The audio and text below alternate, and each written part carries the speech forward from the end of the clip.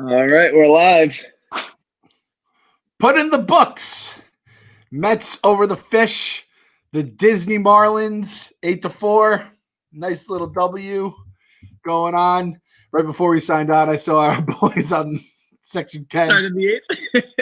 The eighth going on, and I felt like Gabe in whatever his name is in Silicon Valley, just looking in from the outside. But we have a win, so you know what? Shout out to the Red Sox guys for enjoying their eighth inning tie party. We get a win party today after. I think it'll be a short and sweet episode tonight, unlike last night, which was a long, cantankerous, anger-filled episode on KFC's Periscope with Frank the Tank breaking the song multiple times.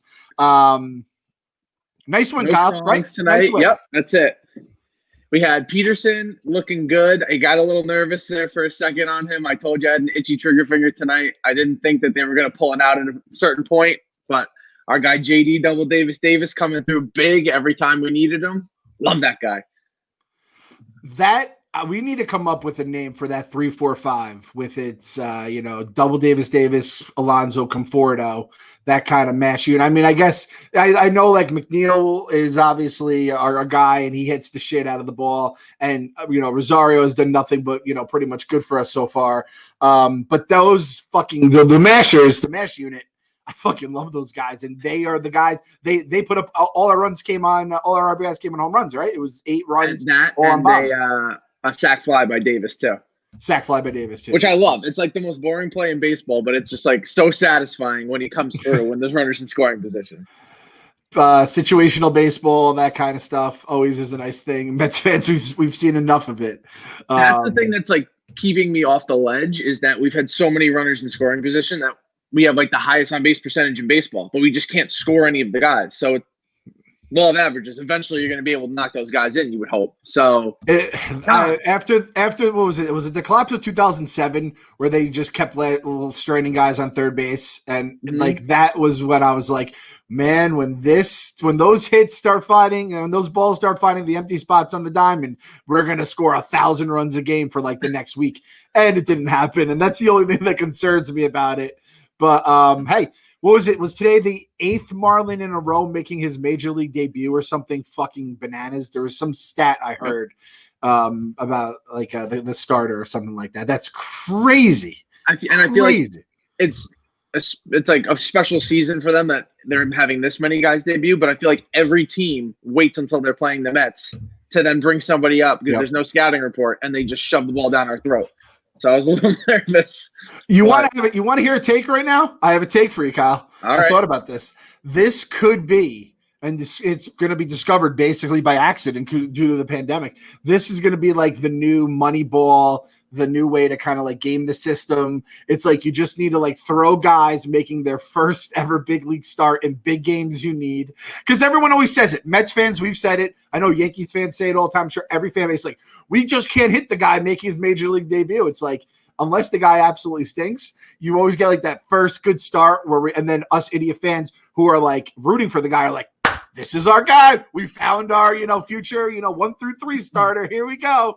Maybe this is the new asset that is not being looked at enough. Guys making their major league debut, come up for a cup of coffee, then starts 2 and 3. You suck. See you later. You're back to the minors, and your career is basically over. That's it. You feel like a Fulton Evans. If they don't work, you just cut them after a game. But I think Peterson's the guy. I think that he's the guy.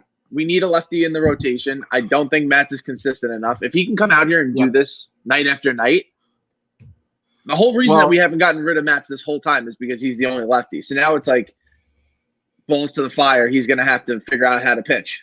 Otherwise, he's not going to be here. I think Lewis Brinson would agree, too, because he fucking buckled him to another dimension.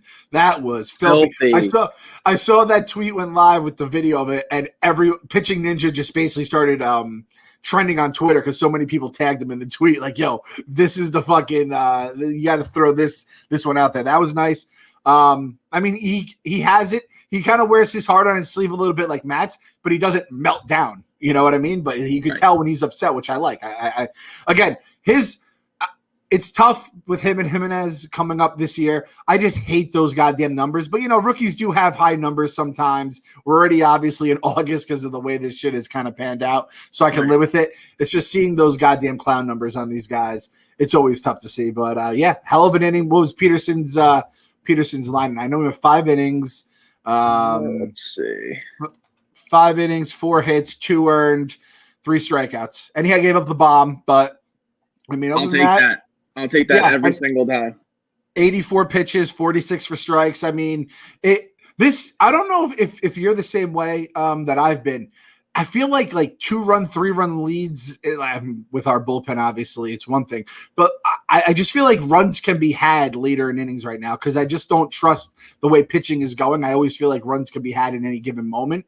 And I also feel like starters are coming out quicker than usual, probably because no one's really stretched out and ready for the season, and they're just going for it off the bat. And granted, DeGrom came out early that one time with the back issue lingering, so they probably, took it a little easy on him. I don't know if you go with Peterson for another go-around through the lineup after they were starting to figure him out.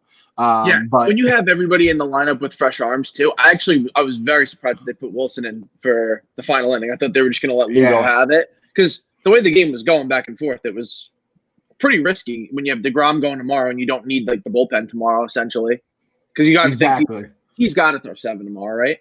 At this point, I mean, again, handcuffing all their guys versus there's been other teams who they're going complete game, first game out of the season.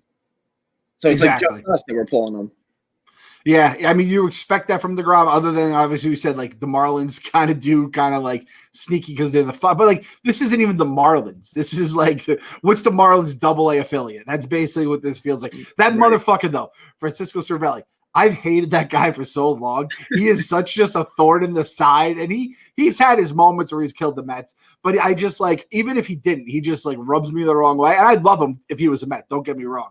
But there's just something about Francisco Cervelli that drives me fucking crazy. And I can see tomorrow. Well, he'll probably have the day off tomorrow. Thank God it's Italian on Italian crime right there, Club. You got to root for the guy. I guess I can. It's kind of weird. I'm bailing on one of my paisans here, but he just drove me fucking crazy. It was all the Yankee fans going Cervelli. Oh, all the gabagools were screaming his name. So that if there was anyone that was made to wear the pinstripes, it was that guy. Him and Voit. Him and Voit. That fucking knucklehead. My boy Skinny Familia. All right. So let me. I'm gonna spin zone this from the Skinny Familia fan club, which there's not many of us. There never were. He didn't actually complete. He loaded the bases. He made the mess. He did not get a chance to put himself out of the mess before actual blood was drawn. I'm not saying it was the wrong move by any means, because it could have been a fucking grand slam or just literally walking people until he could not walk, until he couldn't throw anymore. He could still be on the mound walking people if they didn't put in Smith, who was another one of my guys that I've given my heart to. But Skinny Familia did get 2 outs, and fair. That's something. I'm just going to give him that much. I'm trying, Kyle. I'm trying to convince myself. We won the game. That's all that matters. And if that's Mickey last year, he is out there for 50 pitches before he pulls them. And he's like, "Whoa, stuff looked pretty good tonight." So credit to Rojas. Yeah. And Mickey, I think it was probably because Mickey's the pitching coach.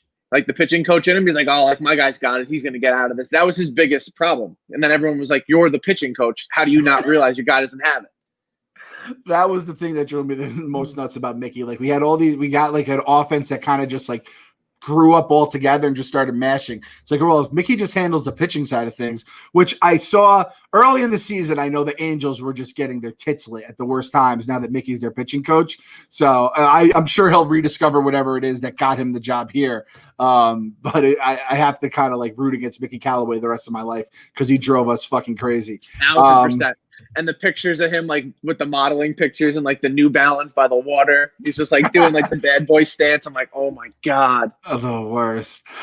Drew Smith, he that was an interesting call at strike 3 too. I was one of those all right, let's just not take it. Even there, the batter was pointing to third base to check the check swing and all that kind of stuff. He looked pretty good out there. I'm very confident in Drew Smith. I think he's going to have, since he's younger, I think his arm would be a little livelier than most, and I mean, feels like we can't throw any of these guys on back-to-back days, right? So we got to get Mad Dog Hughes in tomorrow. Yeah, we got to get our boy Mad Dog. For anyone watching who hasn't listened yet, or anyone listening to this and doesn't notice that there's another podcast on the feed, we had Jared Hughes on, our boy Mad Dog. He came on after that goddamn atrocity he committed on Friday. Wait, what's today? Friday night. Yeah. Trying to throw the ball backwards to first base. He was an absolute delight. Was he not? Like, he was fucking everything I want him to be and then more. He is perfect for the New York media. You're never going to rattle that guy quickly. 6'7". He said he's gotten made fun of his whole life with those crazy eyes. How do you make fun of that guy? He's got a lot going for him to not be made fun of. Yeah, exactly. He was very self-deprecating. Even when I remember when the Mets signed him, he's like, "Hey, Mr. Met, let's have a staring contest." And it was a picture of him with the Reds, Yeah. So, that guy's made for New York. He's made for the Mets. He's made for, we got to believe, he's officially KFC's guy. I mean, I think he's the podcast guy. I think we're all kind of on the Mad Dog train. And again, there's a chance this could blow up directly in our face like all of our guys have. You never know what could happen when, I think Seth Lugo and JD Davis have, I guess Mad Dog has some decent numbers too. But like there were like, you could see where the numbers were with those two guys if they just got their opportunity. Mad Dog had his numbers. He had some ups and downs. And the Real Muto, he even wore the Real Muto meme off the bat. He brought it up too. I respected him from that. He was a good dude, man. He's a solid guy. So yeah, tomorrow say, instead of who let the dogs out, because like he was saying that he wouldn't do it because of like the high nature of it. If it's like a tough situation, that it should be Where My Dog's At by DMX. That would be electric. Yes. Oh, he's got to do something. We're gonna have to go through the whole catalog of anything that has like dogs or barking in it. But yeah, anything DMX that we can get if we infiltrate the Citi Field audio booth with some sort of a song for Mad Dog Hughes as our official, as he's our guy. This season is weird. Jared Hughes probably wouldn't be a Met right now, right? Because he made the like extended roster before he made this. He also had a bout with COVID. That was a fucking doozy of an interview. I forgot he was on the exempt list for that shit. So tomorrow, hopefully we get DeGrom, followed by whoever's fresh, not named Edwin Diaz, preferably, unless Edwin Diaz is coming in when we're losing, he'll keep it close, and then hopefully we can pull it out. The offense hopefully shows up like it did tonight. Again, so I saw young guns that could work for those three in the middle: Davis, Alonso, Conforto, DAC, CAD. I'm trying to like look at the last names. We'll workshop that for sure, because those three, when they're fucking hitting, Pete was another fucking laser beam, basically 117 mile per hour exit velo. Holy shit. And it was like neck high the whole way out. He crushed it. And like, that's the thing is like, I see these home runs and I'm like, again, I'm going to call every Pete Alonso home run a fuck bomb because it's either a towering one, it's a laser beam, it's hit like a shitload. And I'm like, is that pushing it? Like how fast? I'm saying, is it a fuck bomb? No, that would kill someone if anyone got in front of that fucking thing. So he makes contact, nice. You hear that noise and it just goes supersonic. The first thing my dad said, it was like, that's Piazza home run. That's the line drive shot that he used to hit. He goes, that's exactly what it reminds me of. Where you weren't even sure if it had the height, but he just hit it so hard that you were like, if nothing's standing in that way, nothing's stopping it. Oh, when Piazza used to do the wince, and you're like, oh, that's fucking going. That's a fucking bomb right there. When he did the wince. I think he might have done the wince in that game, in Game 5 World Series, and I was like, holy shit, did he just tie the game up? Because I feel like he always winced when he knew it was gone. Yeah. Again, this is the other guy. Our boy Billy Hamilton still hasn't gotten a hit. Don't care. I'm fine. Just have him in center field just makes me feel so much better. They want to take the DH from us. No, Major League Baseball. We will put someone in the 9th spot that cannot hit worse than any kind of pitcher can hit. But it doesn't matter. He plays fucking center. He's important to the game. Like a pitcher is important to a game. Put him out there tomorrow. Let DeGrom hit. Put him out there tomorrow and let DeGrom hit the baseball. Yes, 100,000%. And I will say, whenever Billy Hamilton gets on base, I just get like excited. It's not very often here in New York. Wait, it says his on base is 0. Oh, did he have a pinch run? Is that when he stole the 300th base? Was he pinch running? No, I thought he walked. It says his on base percentage is 0 here. I don't know. Anyway, maybe. Billy Hamilton just being on base just gives me like goosebumps. I remember when I had him in the show, I traded for him, and you just get to steal with him every single time. You have to do it with Billy Hamilton. So him playing center, being on base, and the dugout, he has my number's 21. He's fucking that dance they have going on in the dugout with Pete coming back. And Keith said, Pete's turning a corner. Pete looks to be turning a corner, and that is all it's going to take for us to get excited about this stupid goddamn team. Fielder's choice for Hamilton. Okay, thanks, Joey Mags. All it took for him to get back in the groove was to put Dom Smith at first base. Got to keep it going. Funny how that works. I saw McNeil's hit, like it had a little bit of thunder on it, which was nice. It wasn't just like I thought he made solid contact there because I'm worried about all our guys, even though he's batting above 300. I'm worried about all our like second, third year guys getting in a groove because McNeil and Alonso are just so goddamn important to this lineup. I feel like JD Davis is going to hit and he's going to fucking field all of a sudden. If JD Davis is here, third baseman, Kyle, I have no problem. Has to be. The way that he's coming at it now, he's got like tons of confidence where he's cutting off the shortstop for the balls and he's coming after it. Anytime he doesn't have to think about the throw, he's got a cannon. The ball that he made going into foul territory and he threw him out by like 3 steps still.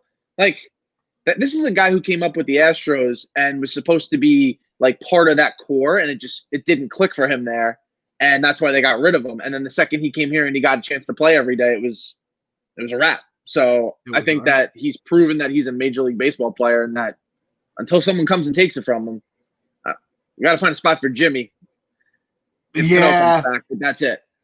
Fucking good. That's I'm not all right. I'm not gonna go into Cano. I'm not gonna go into Cano. It's just him not being here just makes everything fit so much easier. And even if Cano wasn't here, it would still be like we are getting a lot of people in positions. And I mean, McNeil could just play left and we just keep him out there, even though I'd like goddamn Nimmo in left because he's not going to be a center fielder. It just cannot happen.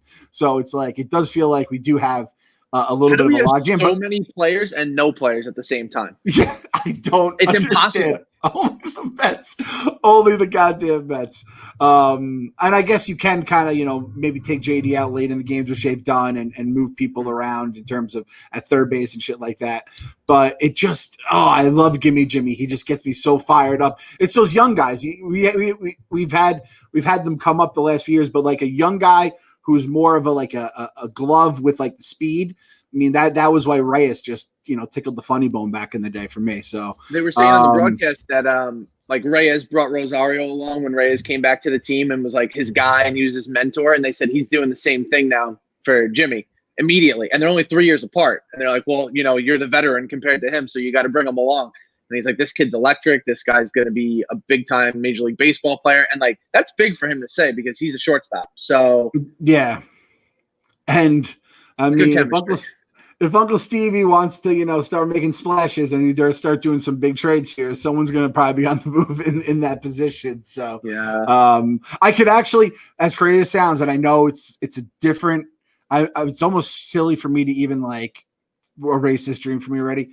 It's like I could already move on from Lindor. Like I could already be like, all right, like is that the position we really need to be upgrading right now on this team for the future, and then paying a ton of money and also shipping assets out? The answer is probably yes, you fucking big dumb idiot. Of course you go for a guy like that. But I love my guys. It's it is. You love your prospects like you love your children, and you're just like, I don't want to give them up for anything. But I'll say Gazelman looked good tonight too. I couldn't believe he hasn't pitched since August. I forgot he like that it's been almost a year basically since he had last pitched. Oh yeah. And then he had the tricep tweak right before the season started, right? So it's been almost like a full calendar year. Yeah. I think they said, I don't know if it was August 10th was the last time he pitched, but it was August 11th. Yeah. So basically a fucking lots changed in the last year, Bob. welcome back to the fucking squad. Yeah. No, I know. I'm reading the comments here. I mean, I love Lindor. I feel like you have to trade for him, but God, By the put way, Rosario. Remember when they were trying out Rosario in center for a game? It lasted exactly one game. They were like, "No, we're moving on from this."